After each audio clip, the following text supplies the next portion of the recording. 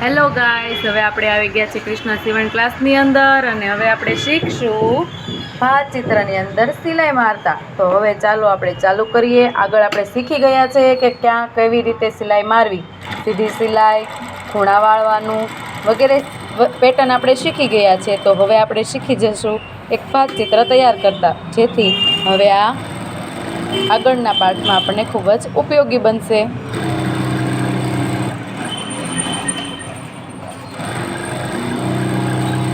તો હવે આપણે રાઉન્ડ લેશું. રાઉન્ડની અંદર આવી રીતે ધીરે ધીરે કરી અને તમારે સિલાઈ લેતી જવાની છે, જેથી તમારું ફિનિશિંગ બરાબર આવે અને તમે બધી જ પ્રકારના પેટર્ન સરળતાથી બનાવી શકો છો. આ જોઈ શકો છો તમે કે અમે કેવી રીતે ધીમે ધીમે સિલાઈ મારી રહ્યા છીએ.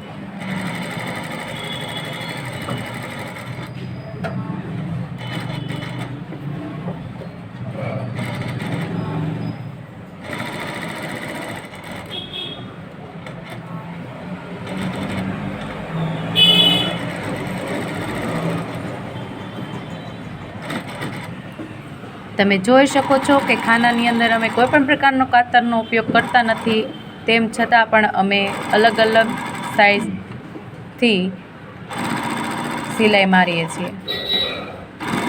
એવી જ રીતે ભલે એક સિલાઈ ઉપર બીજી સિલાઈ જતી રહે, પણ વ્યવસ્થિત રીતે ભાત ચિત્ર કરીએ તો આપણને ક્યારે પણ વળાંક વાળવામાં કે કોઈપણ પેટર્ન બનાવવામાં કોઈ પણ પ્રકારની તકલીફ પડતી નથી, જેથી આપણા કાપડનું ફિનિશિંગ ખૂબ જ સરસ આવે.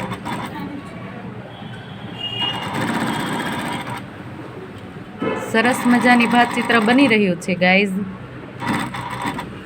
જોઈ રહ્યા છો તમે, ત્રાસી સિલાઈ, સીધી સિલાઈ, ગોળ, રાઉન્ડ, ત્રિકોણ, ચોરસ વગેરે વસ્તુ થઈ રહી છે ધીમે ધીમે. આવી જ રીતે નાના માણસો ઘરે બેઠા પરફેક્ટ ફિનિશિંગ સાથે કોઈ પણ વસ્તુ બનાવી શકે છે. તો અમારા ચેનલને લાઈક કરો, શેર કરો, કોમેન્ટ્સ કરો અને સબસ્ક્રાઈબ કરવાનું તો ભૂલતા જ નહીં. તો અમે હવે બીજું કંઈક નવીન લઈને આવશું.